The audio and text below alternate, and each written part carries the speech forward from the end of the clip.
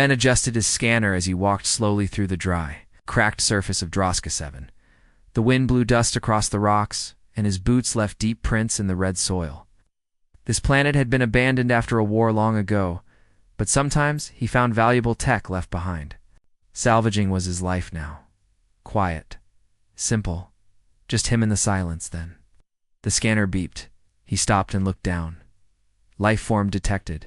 That made no sense. There weren't supposed to be any living things out here. He adjusted the signal, double-checked the coordinates, and moved toward the small canyon ahead. Half buried in the sand was a crashed shuttle-load and cracked, its metal hull scorched by heat. One side was torn open like it had been attacked. Carefully, Ben climbed inside, flashlight in hand. The air inside was stale but breathable. He saw broken crates, smashed consoles, and scorch marks on the wall. At the far end, near the control panel, something moved. He raised his light. Lying against the wall was a young alien girl, thin, weak, and clearly injured. Her skin was pale lavender, and her silver hair was tangled and dusty. She wore a torn robe, and around her neck was a strange collar, metallic, glowing faintly and locked tight.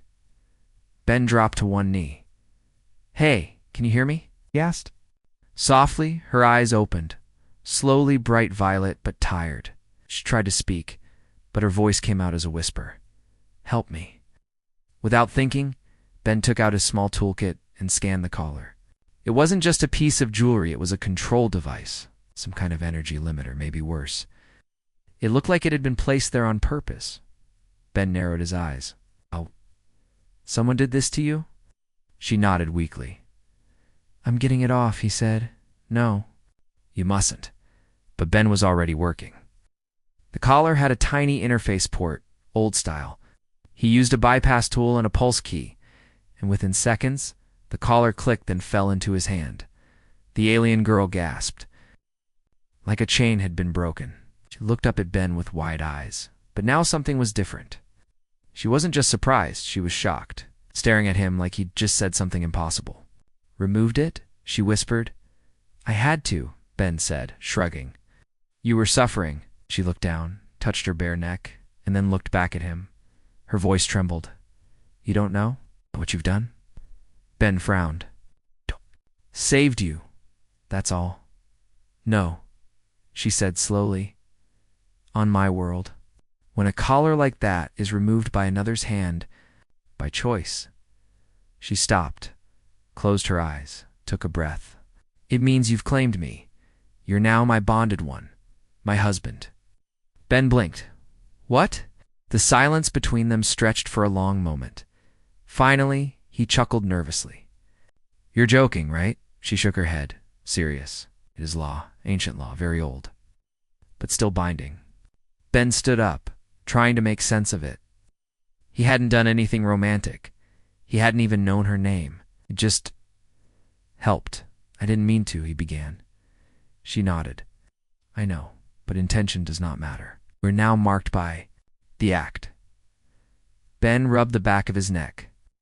This was not what he had planned when he woke up this morning. "What's your name?" he asked quietly. She hesitated, then answered, "Kira." "Well, Kira, I'm Ben. I'm just a salvager. Not a warrior, not a prince. Just a guy with a scanner and some tools." "You freed me," Kira said, her voice firmer now. "That is more than most would do." Ben looked around the crashed ship. "Is anyone else here?" She shook her head. "They left her, didn't survive. I was kept for trade, my collar. Kept me silent and weak." Ben clenched his fist. He didn't understand all of it, but it was clear she had been treated like a thing. And somehow he had become part of something much bigger. "I don't know your customs," Ben said slowly. "But if I'm really bound to you, I won't walk away. I'll help you. We'll figure it out." Kira looked at him again. Her eyes were softer now. "Not afraid? You're different from what I was told about humans," she said. "I get that a lot," Ben replied with a small smile. He helped her stand, and together they left the wreck. Outside the wind still blew, but the sky had shifted less. Stormy now, more open. Kira leaned on him as they walked. Ben glanced at the collar in his hand one last time. It was cold, silent, but the meaning behind it had just changed his life forever. The small shelter Ben had built on Droska 7 wasn't fancy, but it was warm, safe, and hidden deep inside a cave. Solar panels powered the lights, and a small heater hummed softly in the background. It was the only real home he had out here. Kira sat on a soft pad near the corner, wrapped in a thermal blanket. Her strength was slowly returning. She had washed her face, and her silver hair now looked cleaner, flowing past her shoulders. The bruise on her cheek was fading, but her violet eyes still held something more than pain, something deeper. Worry. Uncertainty. Ben was checking the transmitter, tapping buttons. He hadn't said much since they returned. His mind was still spinning with what she had said earlier. Remove my collar. That means you're my husband now. It echoed in his head again and again. Kira finally broke the silence. You are uncomfortable, she said gently. Ben glanced at her. I've just never heard of a law like that. Kira nodded. Most outside my world haven't. It is old. It began long before our people traveled the stars. Back when collars were placed not for control, but for protection. To remove one meant trust, loyalty, love. She paused, then added, in time, the meaning changed. Some used the collars, wrongly, but the law stayed. Ben sat down across from her. But why still follow it, if the meaning changed? Kira looked at the collar lying on the table. Because we believe tradition has power. If we forget it, we forget who we are. Ben rubbed his forehead. So what happens now? From your world, I didn't even know what I was doing. Just wanted to help. She looked down. Intent does not matter. What you did was real. It cannot be undone. He sighed. Kira, I'm just a salvager. I have no idea how to be part of something like this. I'm not special. You are to me, she said softly. Ben looked up. I don't say this because of the law, Kira continued. I say this because no one has ever freed me before. I waited for years, trapped in silence. But you, her voice trembled. You saw me as more than a prisoner. You cared. Ben didn't know what to say. He stood, walked to the small shelf, and brought over a warm drink. Here, this will help. She accepted it with a quiet thank you. They sat in silence for a while. The cave hummed gently with power. Outside, the wind had calmed. Then Kira spoke again. My people, they will come for me. The signal from the ship was strong. Someone will have heard it. Ben nodded, and they'll be happy to see you alive. Not all of them, she said. Some will be angry. The collar, it was not placed by strangers. Ben's eyes narrowed. Who did it? My own family, she answered. He sat forward, stunned. Why? They wanted to silence my voice in the council, she said. I spoke against old traditions. I believed we needed change. For that, they branded me as disobedient. They said I was too bold, so they sent me away and gave me to those who would trade me. Ben stared at her, silent. Kira looked at him. Now that the collar is gone and the law is in place, they cannot undo what you've done. If they accept me, they must accept you, and that will shame them. Ben chuckled dryly. I'm not sure I like the sound of that. Kira smiled faintly. It is not all bad. Some will see this as a chance for peace. A union between our kinds. They will watch. You will be tested. Tested how? Words. Looks. Questions. You may be praised or insulted or both at once. Ben leaned back. Great. Just what I wanted. Alien politics. Kira laughed softly for the first time. We'll survive. He smiled too. I've made it this far. Might as well keep going. They both fell quiet again, but the silence felt easier now. Then Ben stood up and walked to his storage bin. He pulled out an old shirt clean and wore Mand a soft scarf. These aren't royal robes, he said, handing them over. But they'll help. Kira accepted them with a nod. They're more than enough. Ben sat back down. So, what do we do now? Kira looked him in the eye. We wait, and when they come, we stand together. You may not be from my world, Ben, but now you are part of it. He gave her a steady look. Then I'll face it with you. whatever comes. The heater hummed softly. Outside, the stars were beginning to rise. Somewhere out there, ships were flying toward them, ships full of rules, expectations, and pressure. But for now, inside this quiet cave, two strangers from two worlds sat side by side, not as master and prisoner, not as enemies, but something new, and that was the start of everything. 2 days passed. Kira's strength was returning fast. She could now walk without support, and her voice was clearer. She often stood at the entrance of the cave, watching the sky. Ben noticed the way she would tense every time a shadow passed overhead. She was waiting. Ben kept himself busy, cleaned tools, checked scanners, and collected solar energy. But his mind was never still. He knew something was coming, something big. And it finally arrived on the third morning. The early light of Droska 7 spilled across the rocks as a low, steady hum filled the air. Ben stepped outside. Shielding his eyes, a large silver ship was descending slowly from the clouds. Its surface gleamed with strange markings, and soft blue lights pulsed along its wings. Unlike any human ship, it moved silently and gracefully, as if floating rather than flying. Kira stepped beside him.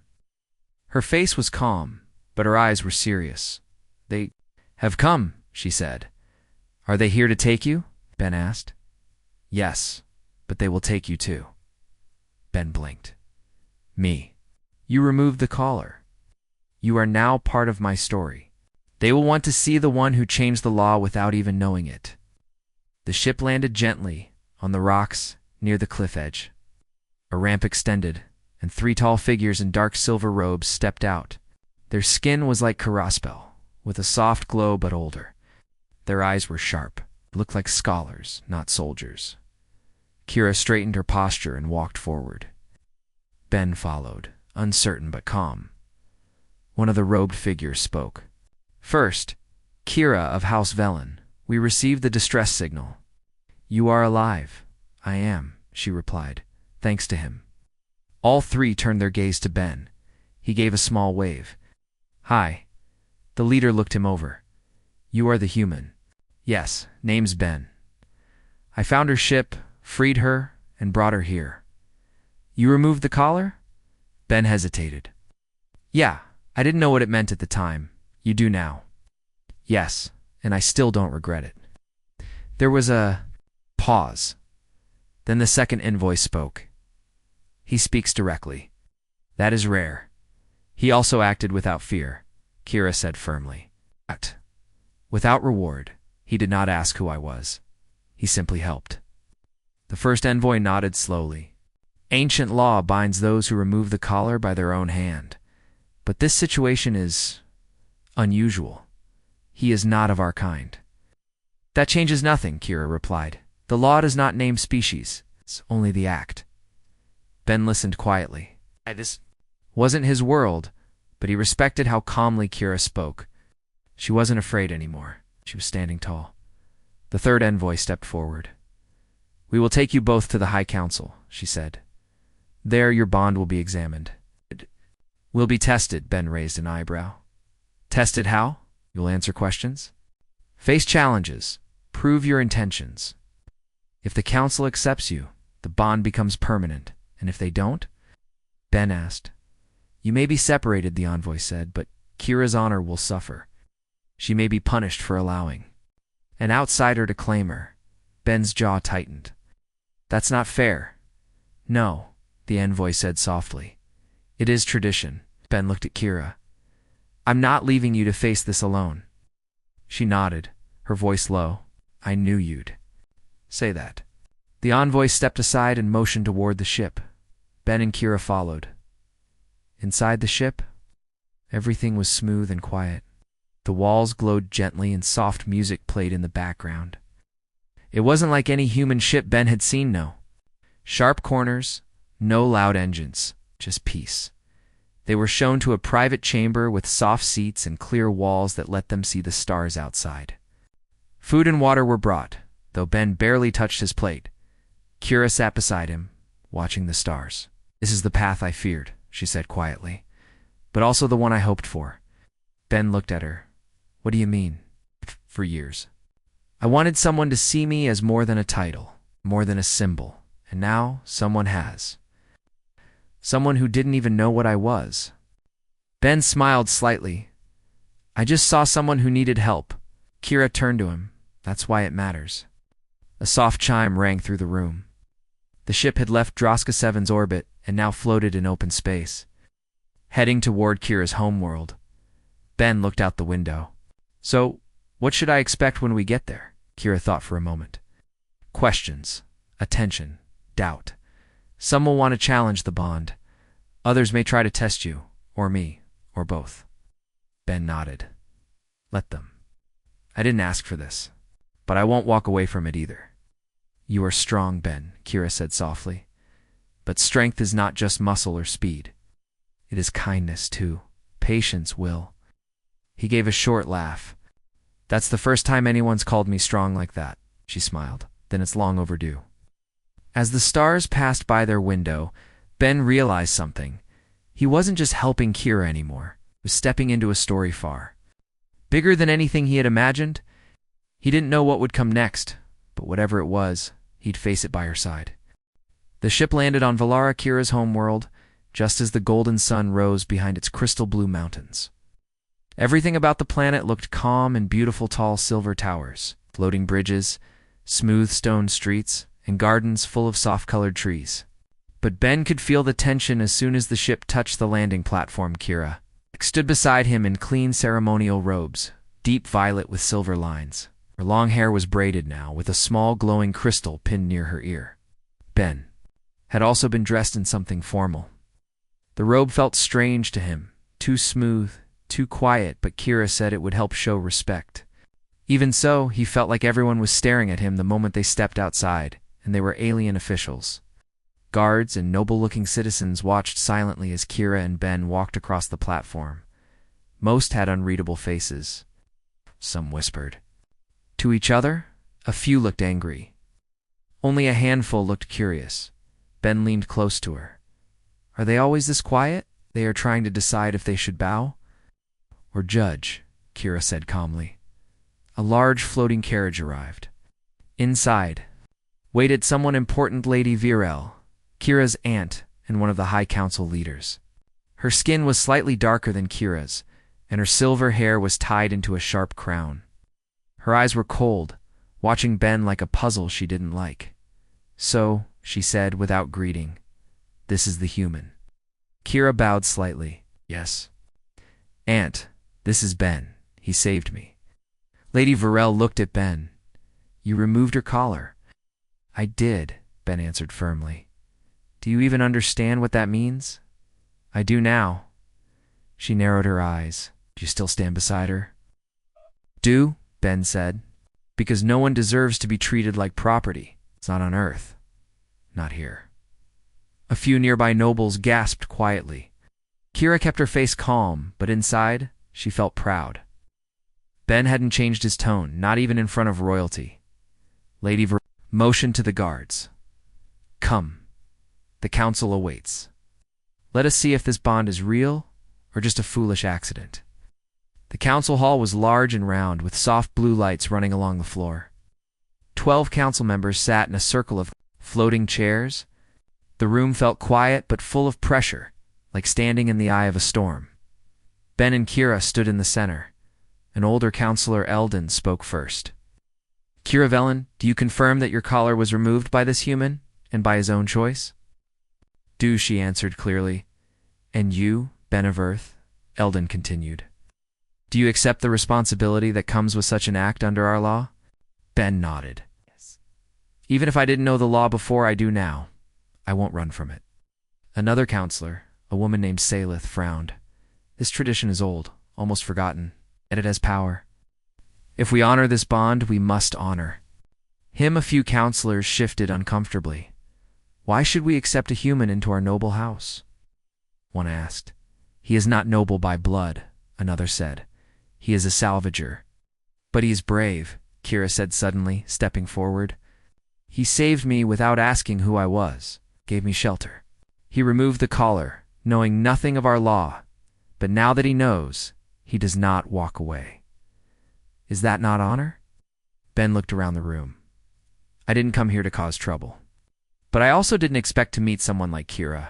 She's strong, smart, and kind of an after all she's been through. If your law says we're connected now, then fine. But for me, this is about more than law. It's about what's right. A deep silence followed. Lady Varel stood. Let me speak clearly. If we allow this bond, the House of Velen will be shamed. A noble girl bound to a human outsider. We will be questioned. Laughed at, challenged, Kira turned to her aunt. If you break it, you break the law, and I suffer. Lady Varel's lips tightened. Eldon spoke again. Perhaps it is not shameful, but meaningful. Perhaps this bond is a chance to show that honor still matters, Saleth added. He speaks. With courage, he did not run. Maybe we have forgotten what such strength looks like. A vote was called. One by one, the counselors placed their glowing stones into a bowl, blue for approval, red for rejection. The bowl glowed mostly blue. The decision was made. The bond is accepted, Eldon declared. Ben of Earth is now recognized as a member of the House Velen and as Kira's bonded partner. Kira breathed a soft sigh. Ben just stared, unsure what to say. It is done, Lady Varel said with a cold voice. Let us hope the stars guide this choice. Later that evening, Ben and Kira sat in a quiet room overlooking the city. The view was beautiful fountains, floating lights, and soft music playing far below. But Ben was still processing everything. Didn't think they'd accept it, he said honestly. Neither did I, Kira replied with a small smile. Ben looked at her. Are you okay with this? Really? She turned to him. Yes, I was alone for a long time, even in crowds. But now I feel seen. Ben nodded. I don't know what comes next, but whatever it is, I'm staying. Kira placed her hand gently over his. Then we face it together. As the stars rose once again over Valara, two unlikely souls, one human, one aliens, sat side by side. Not by accident, not by force, but by a bond stronger than law. The next few days passed quietly in the House of Velen. Ben was given a room of his own, filled with soft light, a smooth bed, and machines that could prepare any food he asked for. Everything was clean, silent, and perfect. But to Ben it all felt too polished, too distant. He missed the small cave. He missed his tools. He even missed the broken ship, where things were hard but real. Most of all, he missed the simple moments with Kirabi. 4 titles and rules surrounded them. Kira was busy now. Every day, council members came to speak with her. Some offered congratulations. Some gave warnings. A few gave cold smiles and left without a word. Ben stayed quiet during those meetings, sitting at the edge like a shadow. He didn't understand the full language, but he understood enough. Kira was still being judged, and so was he. One evening, Kira returned from another long meeting and found Ben sitting near the garden pond staring at the sky. She sat beside him, silent for a moment. You're thinking again, she said gently. Yeah, Ben replied. Trying to understand this world. It takes time, Kira said. Even I still learn things, and I was born here. Ben turned to her. Do you regret it? She blinked. Regret what? Me, the collar, the bond? All of it. Era looked at him carefully. No. Never. Ben lowered his voice. Even if it causes trouble for your house. Even if some people hate it? She nodded. It's because what we did was honest. You didn't know our law, but you saved me with heart, not fear. That's something even my own people forgot. Ow. Ben stared at the water. Today, he said, one of the servants offered me a way home. A message pod. Could send it to the nearest human colony. They'd send a ship. Kira's breath caught just a little. What did you say? I told her I'd think about it. The pond reflected the twin moons above. Ben stood slowly. Kira, I won't lie. This world is beautiful. I don't belong here. I don't understand the rules, the history, the expectations. Every time someone looks at me, it's like I'm a test. You are, Kira said, quietly. But you are also a choice. He looked at her. You can leave, she continued. The law does not chain you. You didn't know its weight when you acted. If you go, I will not blame you. Ben shook his head. But if I go, what happens to you? Kira hesitated. If you leave, the council will call the bond broken. They may forgive me, but my name will carry a mark. My words will be softer, my future smaller. Ben didn't speak for a long moment, and he smiled a little. He said, back on Earth, I always felt like I was invisible. I didn't have a family, just drifted from job to job. No one really saw me. He looked at her now, eyes steady. But you did. Kira's throat tightened. Ben. He stepped closer. If I walk away, I go back to a quiet life. No one watching, no one judging. But also, no one beside me. He reached out gently. Taking her hand, I don't want quiet anymore. I want meaning. Even if it's hard. Ask ChatGPT. The morning sun rose over the Velar Palace, casting soft light on the gleaming towers. Tom sat on the balcony, watching the city wake. He could hear distant voices below, workers preparing the grounds for the upcoming ceremony. The day was important. Today, Tom and Princess Lyra would officially begin their bond trial. It was more than just a ceremony. It was a test set by the Emperor himself. The challenge would show whether they could truly trust and support each other. Lyra joined him silently, wearing a simple blue robe. Her silver hair glowed faintly in the light. Are you ready? She asked. Tom smiled nervously. As ready as I can be. She nodded. Good, then let's begin. The ceremony was held in the Grand Hall. Nobles from across Villar had gathered. The Emperor stood at the center, his voice deep and commanding, to honor the ancient ways and to build a future of strength. You will face the trial of trust, he said. The trial had 3 parts. First, they would face a test of communication, working together to solve a puzzle. Next, a challenge of courage, defending each other from a simulated threat. Finally, a test of loyalty, showing that they would not abandon one another even in hardship. Tom looked at Lyra. Her eyes were calm but determined. He felt his own courage grow. The first part was a puzzle room deep under the palace.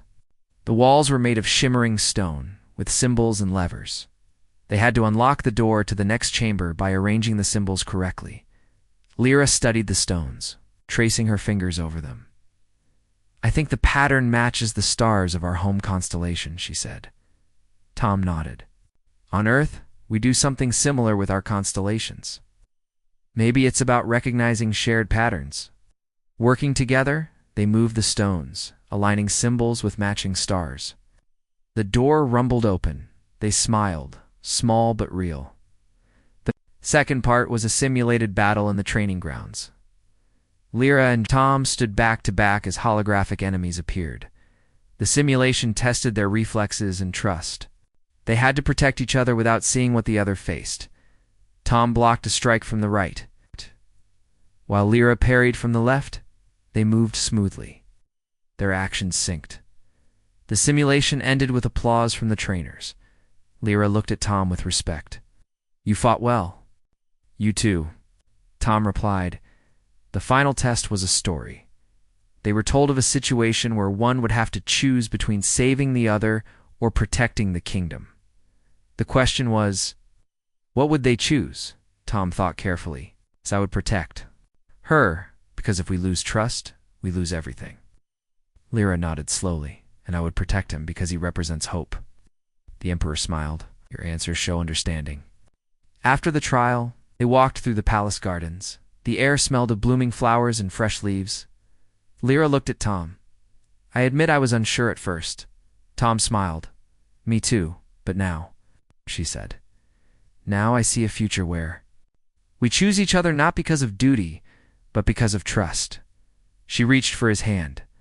Then let's walk that path. The day closed with a quiet promise. Though the world outside still held uncertainty, inside the palace, a new bond was born, stronger than law, stronger than fear, and Tom and Lyra were ready to face it together. The sun rose slowly over Velar Prime, spreading soft light over the palace gardens. The day was calm, but for Tom and Lyra, it was full of meaning. The trial of trust had passed, and their bond was stronger than ever. Now came the time to decide what the future held, not just for them, but for their worlds. Tom stood at the balcony, looking out at the city. He thought about the journey that had brought him here, from a stranger caught laughing at a princess, to someone she trusted, to someone who shared her hope. Lyra joined him silently, her eyes bright with quiet strength. "Are you ready for what comes next?" she asked. Tom nodded. "I am. Because we face it together." The Emperor called a gathering in the Great Hall. Nobles, officials, and citizens filled the space, their faces expectant. Valen stood tall on the platform.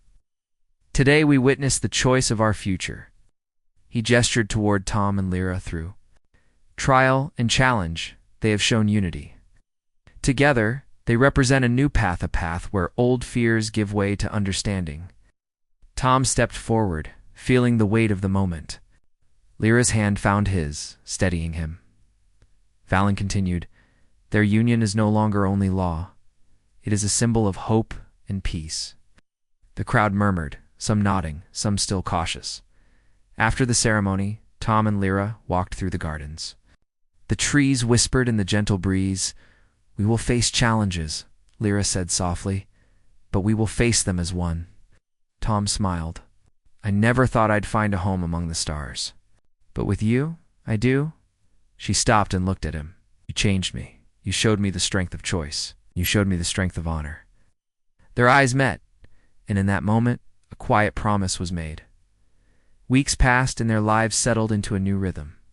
Tom learned more about Valari culture, languages, and history. Lyra shared stories of her childhood, her dreams, and the burdens of royalty. Together, they worked on plans to strengthen Villar's defenses while building bridges with neighboring planets. Their bond inspired many young and old to hope for a better future. One evening, as stars filled the sky, Tom and Lyra stood on the palace balcony. "The universe is vast," Tom said, "but I no longer feel lost." Lyra smiled. "Because you have a place here." He took her hand. "And you have someone who will always stand by you." She squeezed his hand gently. "Together, we are stronger." The story of a human who laughed at an alien princess became a tale told across galaxies. A story of trust, courage, and the power of choosing one's own path. And for Tom and Lyra, it was just the beginning.